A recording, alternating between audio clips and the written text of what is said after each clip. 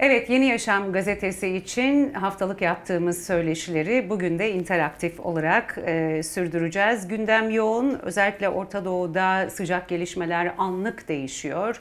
Türkiye-İsrail arasındaki gerilim, Amerika ile İran arasındaki gerilim ve bu gerilimlerin daha sonraki evrede nereye evriltileceği ve de ne türlü sıcak gelişmeler yaşanacağını göreceğiz. Tabii ki Orta Doğu ve bölgede sular ısınıyorken Türkiye'nin içinde de son derece hareketli ve çok daha farklı dönemlerden geçiyoruz. Ama bunların en temeline de hem 19 Mart özellikle belediye başkanlarının gözaltına alınıp tutuklanması. Bir diğer taraftan da süreç 27 Şubat'tan sonrasında barış ve demokratik toplum inşası derken bir tarafta antidemokratik uygulamalar, bir diğer tarafta da aslında çözüm için devletin bir kanadında, AKP iktidarında çözümü isteyenler, istemeyenler, Devlet Bahçeli'den uzun zamandır ses çıkmıyorken arka arkaya 3 gün boyunca verdiği demeçleri ve de devlet aklını, devletin bu süreçte nerede durduğunu, çözüm mü istediğini, demokrasi mi istediğini ama aynı zamanda çözümü istemeyenlerin toplumu karşı karşıya mı getirdiği ya da kutuplaştırmaya mı götürdüğünü aslında biraz bu soruların cevabını siyaseti en iyi okuyan ve çözümleyen, analiz eden önemli değerlendirmelerde bulunan gazeteci Kemal Can'la konuşacağız. Merhabalar. Merhaba.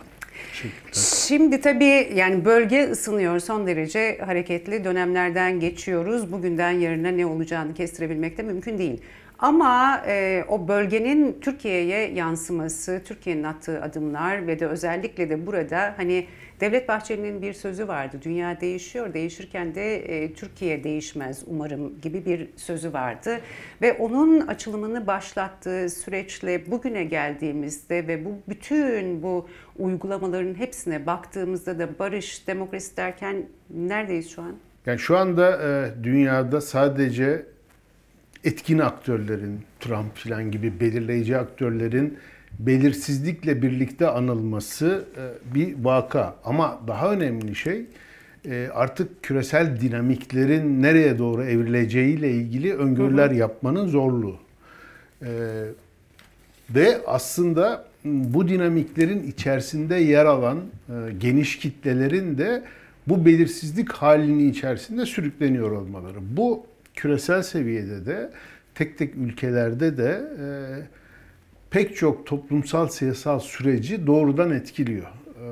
Kalabalıkların reaksiyonlarını belirliyor, eğilimlerini tarif ediyor. Dolayısıyla sadece işte bazı aktörlerin tuhaf, öngörülemez çıkışlarından ibaret bir tabloyla değil, genel olarak çeşitli momentlerin öngörülmesi zor bir evrede olduğunu söyleyebiliriz. Bir sürü şey belki dönemini tamamlıyor ama tamamlarken yüksek bir direnç gösteriyor ve bu direncin bir takım komplikasyonları. Dönemini tamamlayan ne? Bir kere yani İkinci Dünya Savaşı'ndan sonra kurulan temel denge, dünya uluslararası dengesi önemli ölçüde değişiyor. Artık kendini devam ettirmesi zor. Yine işte 70'lerin sonu 80'ler itibariyle başlayan neoliberal birikim modeli artık ömrünü tamamlıyor ve henüz tam geçerli olabilecek bir yeni modeli her boyutuyla kurabilmiş değil. Bunun sancıları yaşanıyor. Temsili demokrasinin soyutlamaları artık çok geçerli değil. Siyasetin ağırlıklı olarak rıza üretimine dayalı oluşan bir süreç olduğu iddiasını taşıyan temsili demokrasi iddiası pek çok açıdan büyük zafiyet gösteriyor. Artık pek çok süreç rıza ilişkileri ya da rıza oluşturmak ya da ikna üzerine kurulmuyor. güç üzerine kuruluyor. Çatışma çözümleri dahil olmak üzere. Bu güç üzerine kurulurken, yeni dünya düzeni şekillenirken uluslararası güçlerin kendi hegemonyasını kuracağı ve oluşturacağı yer Orta Doğu. Ve orada denklem değişiyor, ülkeler arası aktör olma denklemi de değişiyor mu? Çünkü burada yeni bir güç İsrail mi olmaya çalışılıyor ve Türkiye'nin buradaki koşar adım gitme ya da geri adım atma meseleleri bundan mı kaynaklı? Aslında İsrail'in Orta Doğu'da belirleyici güç olma hali yeni bir durum değil. Yani hatta Amerika'nın da Orta Doğu'yla asıl bağı ya da öncelikli meselesi her zaman İsrail'in güvenliği oldu. Bu çok gizlenen, saklanan bir şey değil. Sadece burada çeşitli dönemlerde bunun biçimine ilişkin değişiklikler oldu.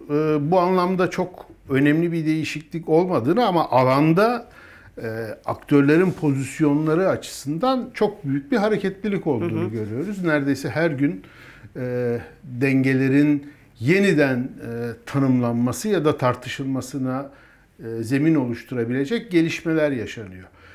Burada hala içinde olduğumuz dönemin muhtemel bir gidişat konusunda 3 aşağı 5 yukarı herkesin bazı fikirleri olmasına rağmen bu gidişatın içerisinde en elverişli, en karlı ya da en az zararla geçebilecekleri pozisyona edinmek için hızlı biçimde ön alma gayretlerinden bu belirsizliğin doğduğunu düşünüyorum açıkçası. Şimdi aslında Devlet Bahçeli'nin 1 Ekim'den itibarenki refleksi ve çıkışı ve sorunu çözme noktasındaki adımları birazcık daha bölgesel ve Türkiye'nin kendi bekasına ilişkin bir mesele miydi? Şimdi açarken yine Bahçeli'nin bir sözünden bahsettin. Dünya değişiyor. Umarım Türkiye burada değişmeden bu süreci geçer sözünün karşılığı aslında Bahçeli'nin hem çıkışını hem bu kadar önde bir inisiyatif almasını gerekçelendirirken kullandığı temel yaklaşımdan besleniyor. O da şu. Aslında şu anda pek çok yorumcu Bahçeli'nin devletin uyguladığı 10 yıldır çok sert biçimde uyguladığı beka siyasetinde bir tür çıkışsızlık gördüğü için buradan dönmeye çalıştığı ya da tabir yerindeyse devletin bir yanlışın farkına vardığı gibi yorumlar yapıyor. Ben buna açıkçası katılmıyorum. Neden? Çünkü Devlet Bahçeli'nin ifade ettiği biçimde eğer anlarsak, çünkü şu anda pek az veriye sahibiz ve söylenenler üzerinden süreci okumaya çalışıyoruz. Söylenenler üzerinden okuduğumuzda ve kronolojiye baktığımızda açıkçası ben Devlet Bahçeli'nin pek çok dönemde çeşitli önceliklerle tazelenmiş olan beka stratejisini değiştirdiğini değil, süreci beka stratejisinin içine yerleştirdiğini görüyorum. Nasıl yani yerleştiriyor onu? beka stratejisinin bir parçası haline gelir.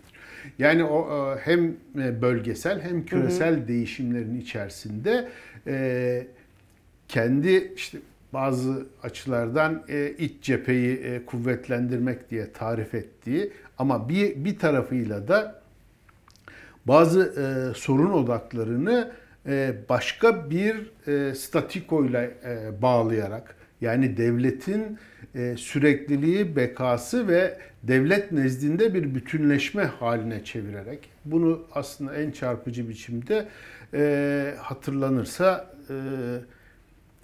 hem çağrısında kendisi dile getirdi, hem Öcalan'ın çağrısında bir cümle olarak yer aldı. Devletle bütünleşme. Yani kardeşlik zemininde diye tarif edilen ama devletle bütünleşilen, sonuçta devletin karşılaşacağı fırsatlar ve riskler konusunda ortak bir zemin üretmek gibi bir süreci işaret ediyordu. Bu süreçte baştan itibaren bir sorunu masaya yatırıp aktörleriyle, muhataplarıyla sorunu çözmek üzerine değil ki zaten bir sorun olmadığını söyleyerek başladı. Asıl olarak bu temel ihtiyaca bağlı olarak açıkladı. O yüzden aslında bir dönüş değil, bir bağlam değişikliğinden, bir rota değişikliğinden değil, bir bağlam değişikliğinden bahsedebiliriz. Yoksa Bahçeli'nin baktığı pencere hala devletin beka refleksleriyle uyumlu bir pencere.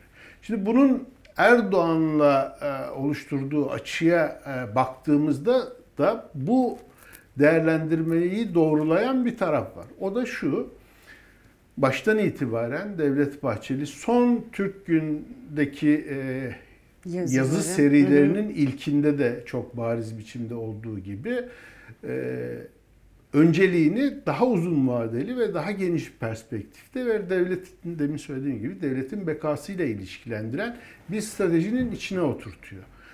Erdoğan'ın ise hem siyasi fıtratı dolayısıyla hem şimdiye kadarki performansı itibarıyla daha gündelik, yakın dönem, pragmatik ihtiyaçlara öncelik veren bir siyaset tarzı var.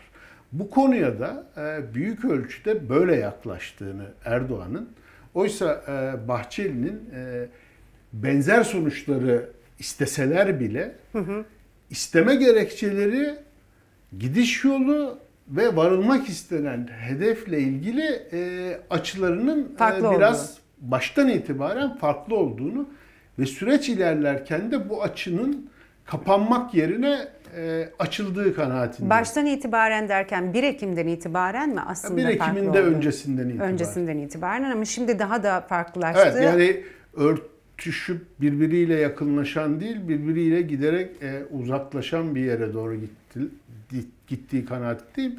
Bunu güçlendiren 2 tane gösterge Nedir var. onlar? Birincisi Bahçeli'nin sağlık sorunlarına rağmen hala süreci push eden, tazyini hızlandırma yönünde kullanmaya çalışması, çeşitli telefon görüşmeleri ve yazılarla. Buna karşılık Erdoğan'ın hala, tabir yerindeyse, topa girmeyerek, kendi tarafındaki adımlarla ilgili hiçbir işaret vermeden sadece sonuç talep eden, hatta talimat düzeyinde sürece yaklaşan tutumu devam ettirdiğini görüyoruz. Bir kere bu önemli bir fark.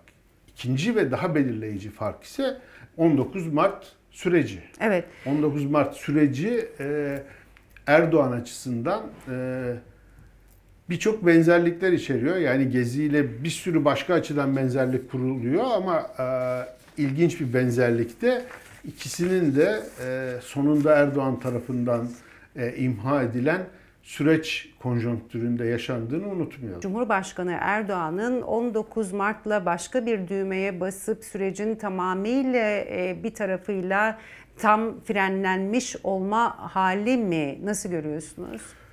Bence çok pozisyonlar değişmiş değil. Yani yine hem Bahçeli hem Erdoğan sürecin kendi gerekçeleri açısından faydaya çevrilebilecek, fırsatlar oluşturabilecek tarafları olduğuna ilişkin kanaatlerini değiştirmiş değiller. Yani biri durmak, biri gitmek gibi bir tercih farklılığına savrulmuş değil.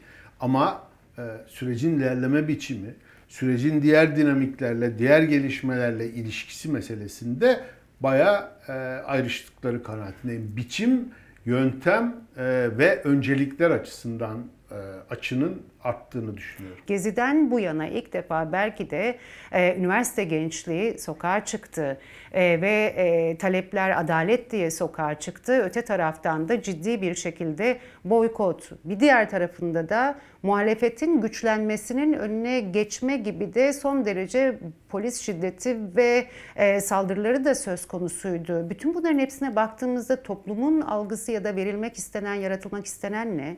Şimdi bu konuda daha aktif olanın, en azından 19 Mart sürecinde aktif olanın Erdoğan olduğu çok açık.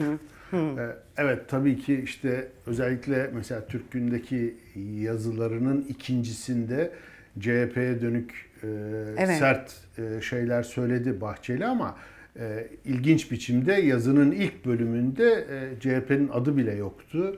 Ya da 19 Mart sürecinden bahis bile yoktu. Hatta demokrasi filan vurgularıyla aslında bu yaklaşımı hafif örtülü biçimde eleştiren bir ton vardı. Ama CHP'ye orada 15 Temmuz'la ilgili de bir sokağa çıkarma mevzunda bir tehditvari de bir açıklama. İkinci şeyde vardı. Hı hı. İkinci şeyde. Zaten ikinci yazı galiba biraz onu dengeleme yazısı gibi. Üçüncüde ikisinin ortasını bulan bir şey. Ama ben bu üçlü yazının içerisinde açıkçası süreçle ilgili tazyiki Bahçeli'nin sadece DEM Parti üzerinde bırakmayan, Erdoğan'ı da iten bir taraf olduğunu düşünüyorum.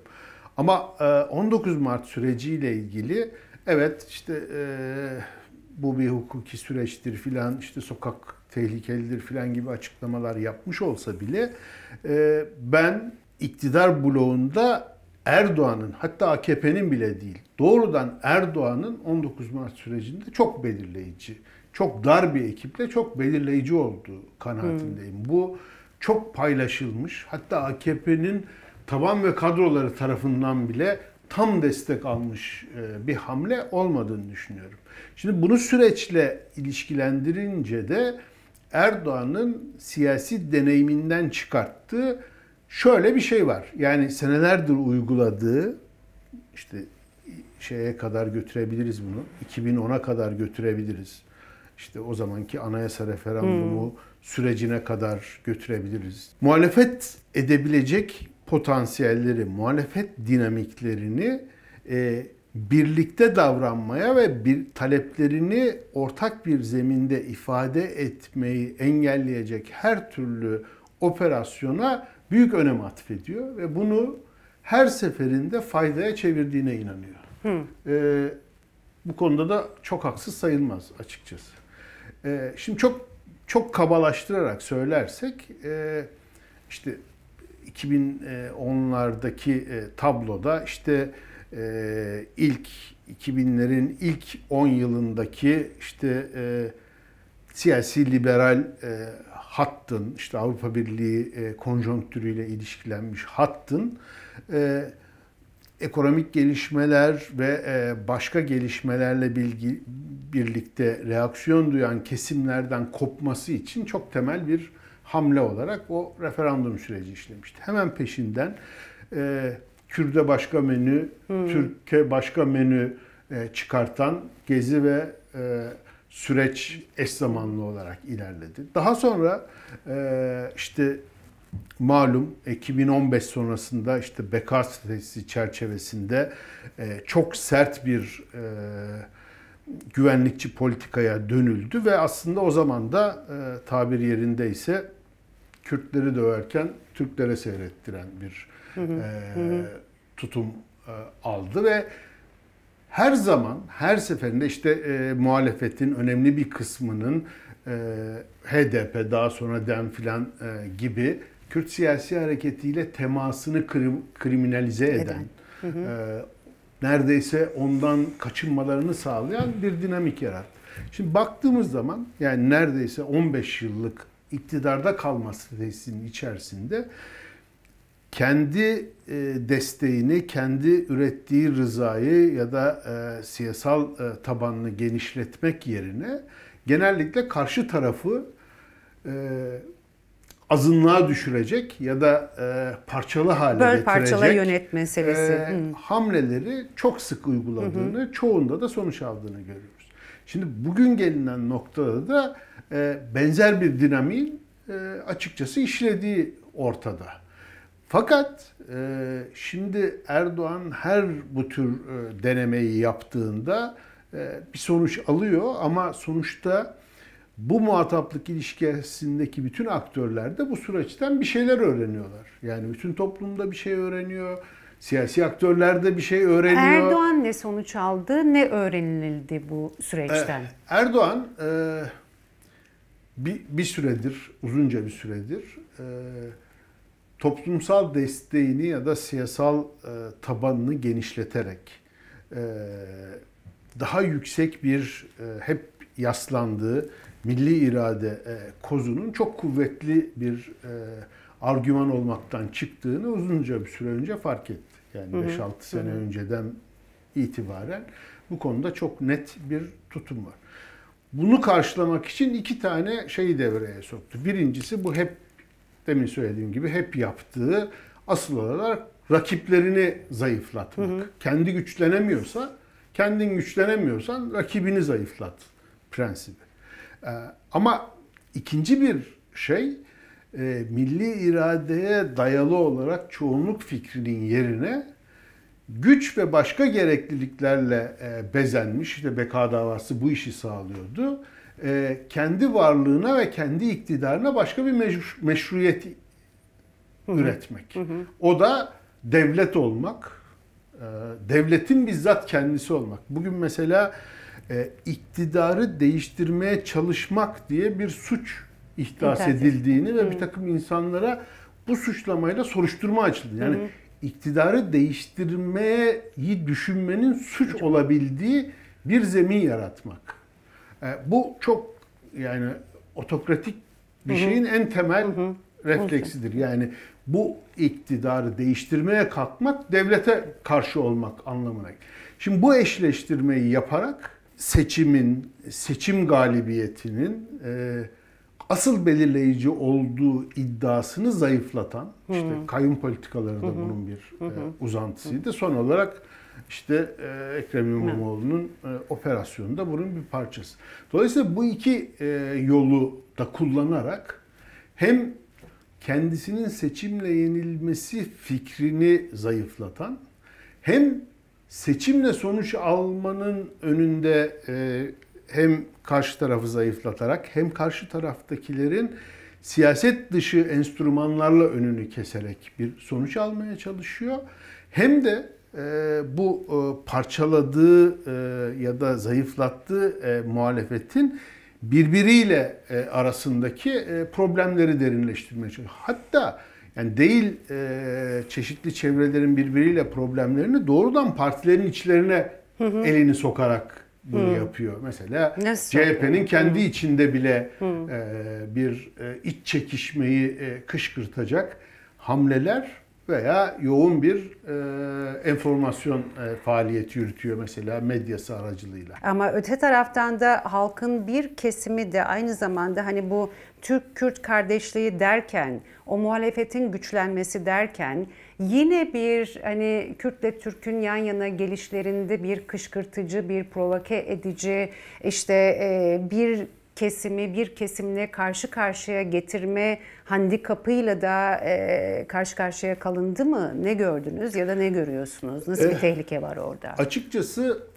kurumsal aktörler bu konuda işte biraz önce söylediğim gibi süreç yani daha önceki yıllardaki gelişmelerden epey öğrenmiş oldukları için bu konuda daha açıkçası uyanıkça davrandılar. Temkinliler miydi size yani hem ya da hem DEM hem CHP'nin süreçle ilgili başlangıçtan itibaren büyük bir heves göstermemiş olsa bile CHP yani İYİ Parti'nin, Zafer Partisi'nin filan yaptığı gibi kategorik bir karşıt pozisyon almadı.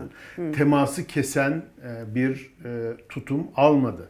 Buna karşılık DEM sürecin içerisinde diğer muhalefet aktörlerinin ve özellikle CHP'nin mutlaka bulunması gerektiği sözünü tekrar etti. 19 Mart sürecinde işte hem ziyaretleriyle hem paylaşımlarıyla pozisyon aldılar.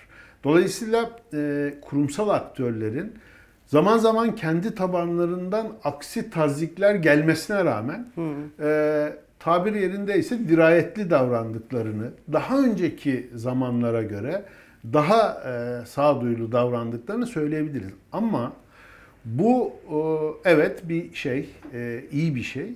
Fakat bu iktidarın bu iş becerilmedi demek ki işlemiyor, başka bir şey bulalım demesine neden olmuyor. Tam tersine bu süreci yine bu amaçla kullanmaya devam edeceklerini düşünüyorum ben. Hangi süreci? Yani sürecin içerisinde bu aradaki temasın bir karşıtlık haline gelmese bile ortak bir enerjiye, hakikaten demokratik siyaseti genişletecek bir yeni zemin oluşumuna imkan verecek bir ortak talebe dönüşmesinin önünü kesebilecek hamleleri yapacağını düşünüyorum yine iktidarın, hatta yaptığını düşünüyorum. Bahçeli'nin yaptığı açıklamalar içerisinde hani başlıklar olarak da fesih çağrısına ilişkin tarihi bir dönüm noktası dedi. Hani demokrasinin güçlendiği bir Türkiye vurgusu var, anayasa vurgusu var ve anayasayla da birlikte aslında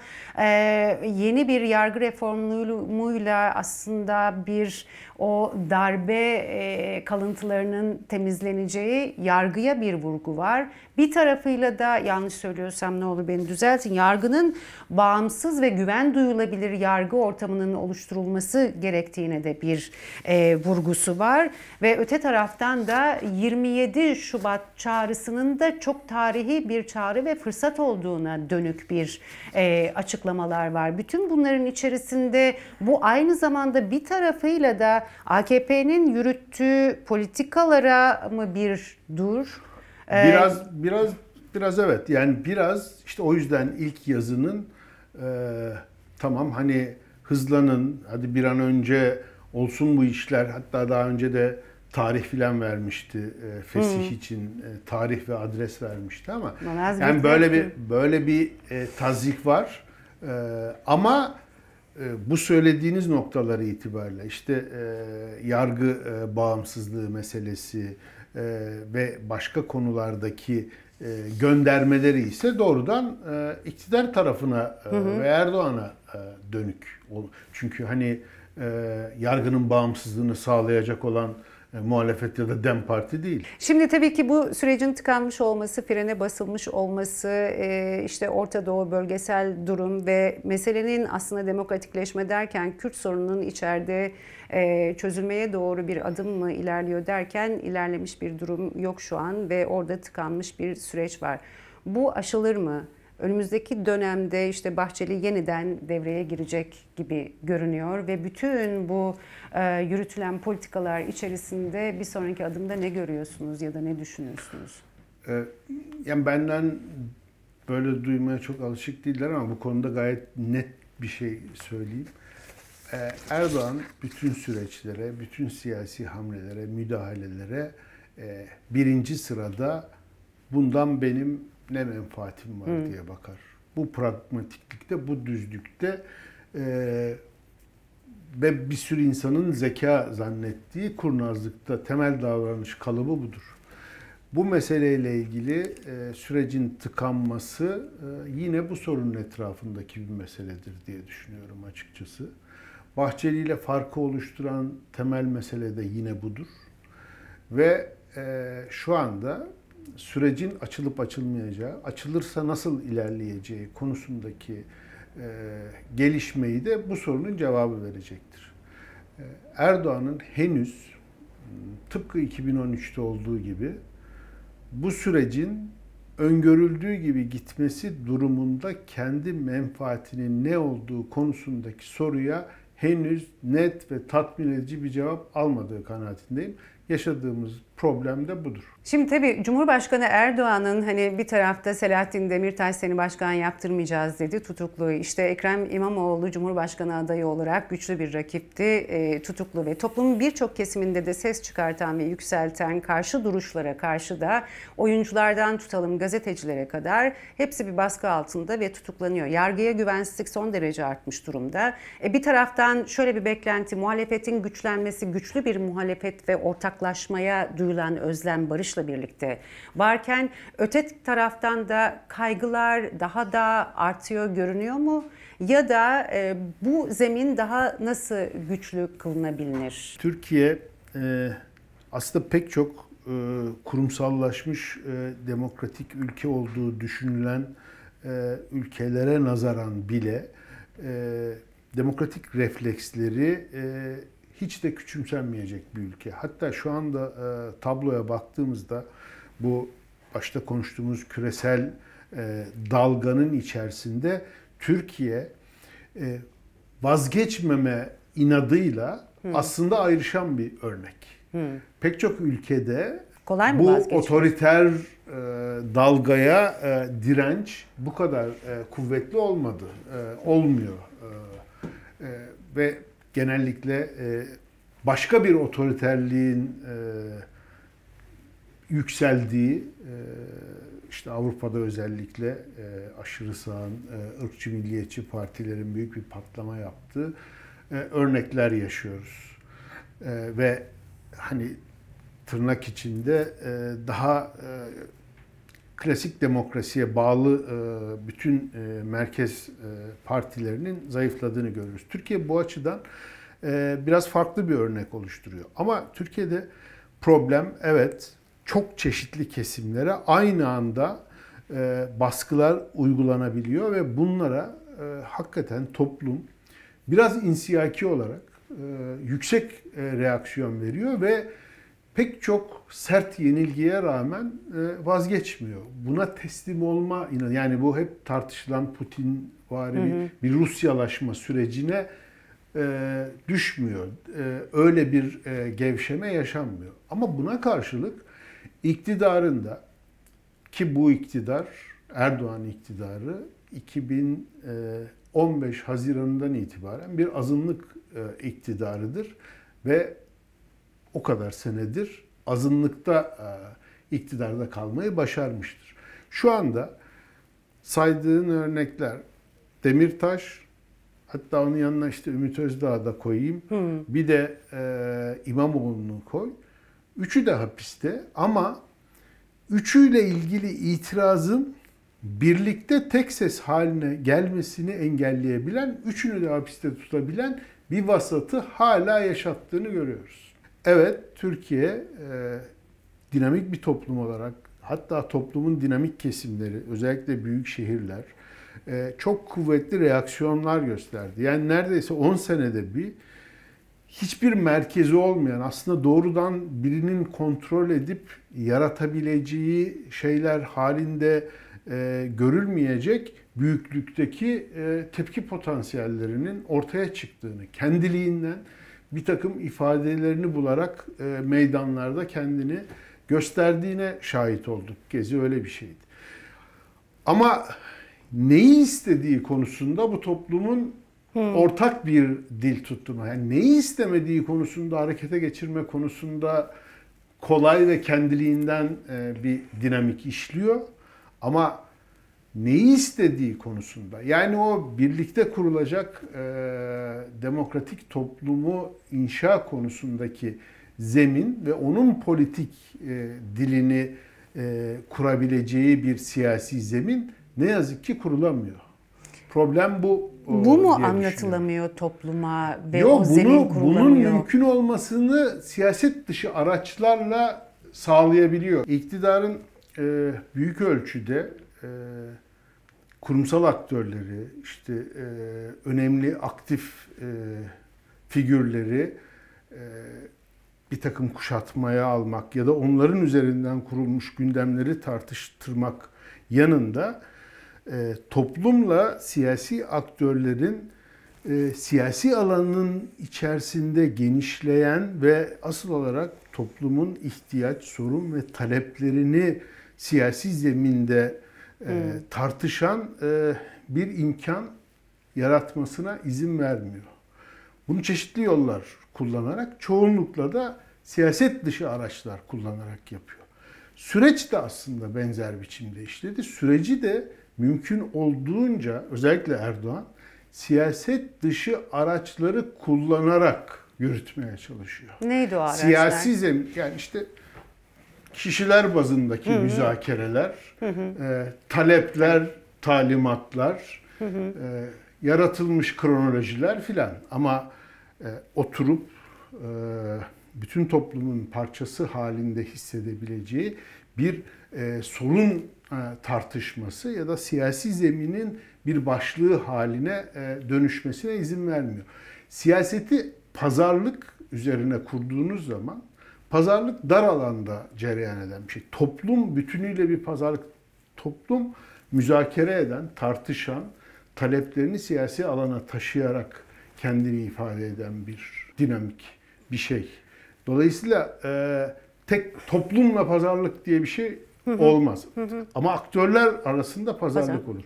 Siyaseti büyük ölçüde aktörler arası pazarlığa indirgediğiniz zaman, buradan açılacak bir zemini geleceğe ittiğiniz zaman, meselenin siyasileşmesini ertelediğiniz zaman o sürecin ortak bir süreç olmasını da geciktiriyorsunuz.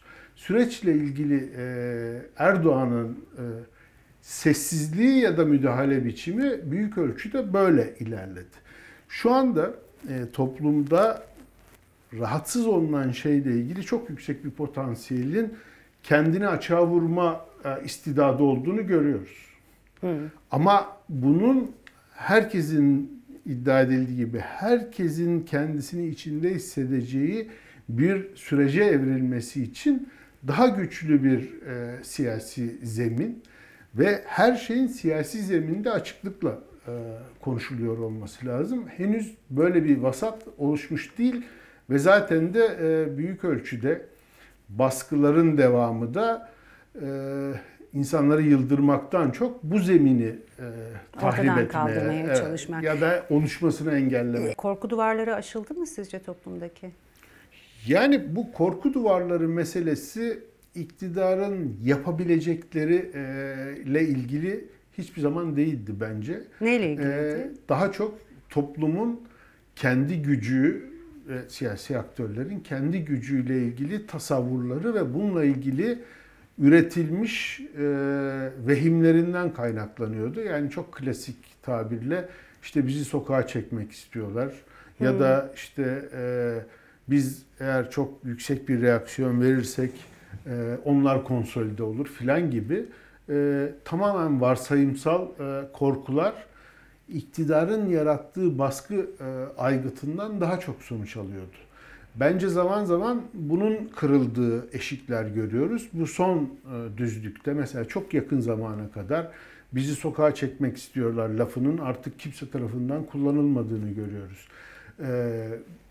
Yani boykot gibi çok aktif siyasi müdahale imkanlarının sadece sandığı bekleyin, biz gereken cevabı orada vereceğiz, geliyoruz iktidara, bunlar korktu gittiden ibaret siyaset yapmanın güdüklüğünü artık doğrudan bunu çok savunan aktörlerin bile dile getirmediğini görüyoruz. Yani bunların hepsi aslında korku eşiği değil, kendi zincirlerinden kurtulmanın aslında göstergesi.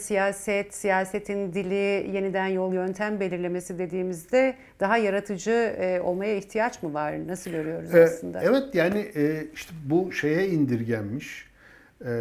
Siyaset dışı alanlarda ki işte pazarlık gibi, aritmetik denklemler gibi ya da sadece sandık, yani 4 senede bir hani lig maçlarında yenilgi almış takımın oyuncularının soyunma odasında bir sonraki maça bakacağız demeçleri gibi her seçimden sonra muhalefet partilerinin bir sonraki seçime adres vererek siyasi tatile girmesinin siyaset denilen şeyi ya da siyasi alanın daralmasına iktidarın baskıları kadar katkı verdiğinin görüldüğünü, siyasetin böyle olmayan dinamik bir mesele olduğunu, siyasi alanın genişletilmesinin de bütün sathın siyasi bir alan haline dönüştürülmesiyle mümkün olduğunu görüyoruz.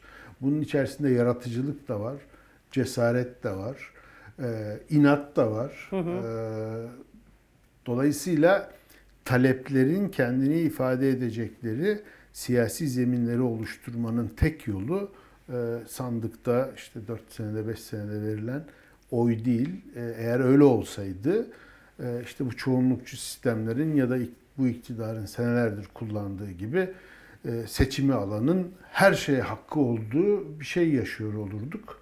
Galiba işte asıl buna kabullenmeyen ve bununla ilgili itirazından vazgeçmeyen toplum her zaman umut vaat eder. ve eylemselleştiren. Evet. Peki Kemalcan, geçmiş dönemlerde yaptığımız sanıyorum 1,5 sene önceydi galiba, röportajdan bugüne hani dünya değişiyor, düzen değişiyor, her şey değişiyor derken son soruyu öyle soracağım. O günden bugüne nasıl bir derdin var şimdi? Türkiye pek çok açıdan büyük risklerle karşı karşıya. Küresel dinamikler çok ciddi riskler içeriyor. Bölgesel sorunlar, büyük tehlikeler içeriyor. Bu toplumda şu anda içinde bulunduğumuz şartlar hiç parlak değil ama Türkiye defalarca gösterdiği gibi umut açısından fakir bir ülke değil. Bu da beni iyimser yapmaya yetiyor. Sevgili Kemalcan, çok teşekkür ediyorum. Bugün Yeni Yaşam gazetesi için sorularımızı yanıtladığımız için. Ben teşekkür ederim. Evet, bir sonraki röportajda tekrar bir arada olmak üzere.